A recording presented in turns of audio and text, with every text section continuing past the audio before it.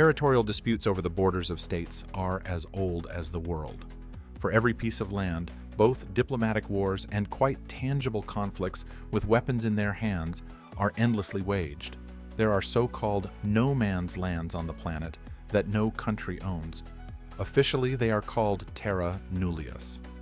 Antarctica is the most striking example of this, but even many people have claims to it, although there is nothing there except ice and penguins. There is a territory on Earth that no one really needs, absolutely no one. This is Bir Tawil.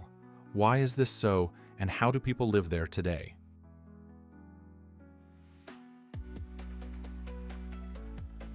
There is a small but absolutely unique piece of land on the border between Sudan and Egypt.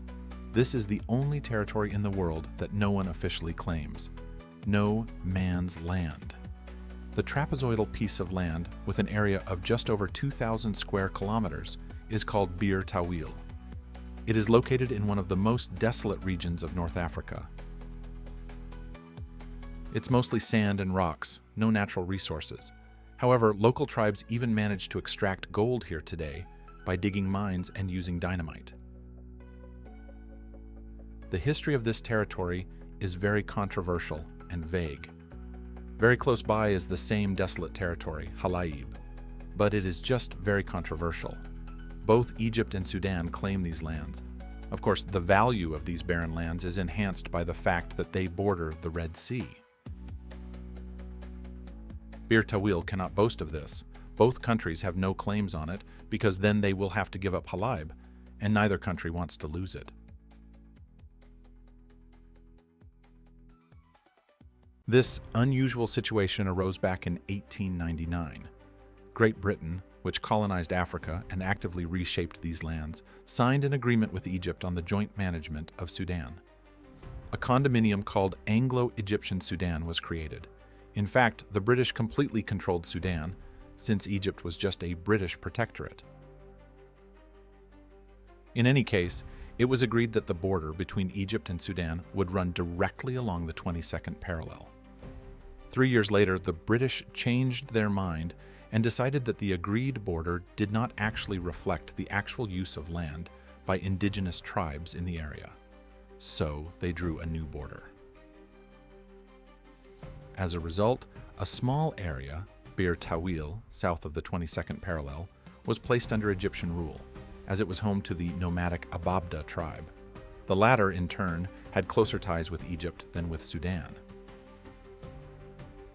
Meanwhile, a much larger triangle of land, named Hala'ib, located north of the 22nd parallel, in close proximity to the Red Sea, was transferred to the control of Sudan.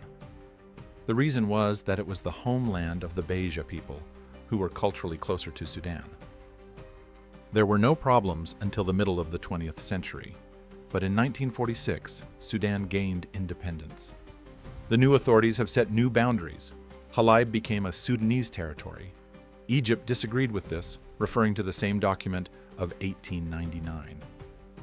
Well, the struggle for the disputed triangle of land has made Bir Tawil a unique territory. No country wants to take it for themselves, because that would mean giving up their rights to Hala'ib. Today, Bir Tawil is listed on Egyptian maps as belonging to Sudan, while on Sudanese maps it is part of Egypt. In fact, Bir Tawil does not belong to anyone. It is nobody's land. Sometimes Bir Tawil is called an uninhabited land, but this is not entirely true. No one lives there permanently, but the Ababde tribe considers this territory its own. They regularly roam it, just as they did 2 centuries ago, but instead of bows and arrows, they are now armed with Kalashnikov assault rifles. Despite the gold deposits, no one wants to invest in these lands due to the fact that they are no man's land and may become controversial. Egypt and Sudan are in turn feverish wars and revolutions, so the no man's land of Bir Tawil is clearly for a long time. In the meantime, Bir Tawil is a unique piece of land. Absolute anarchy reigns here. There are always different adventurers who come here, plant a flag, and declare themselves the ruler of these lands. So in 2014, an American named Jeremy Heaton proclaimed himself king here. Then one Russian, Dmitry Zhikarev, said that he was overthrowing Keaton, and now he was the king. These extravagant entertainments of the self-appointed monarchs do not attract much attention. Every tourist who comes here can plant their flag here and feel like a king. However, it is difficult to get to Bir Tawil. You need a good off-road vehicle and a guide, because the land here is wild. What is not the place for showdowns between ambitious, crazy old men who call themselves the born presidents of the leading, and not only the countries of the world?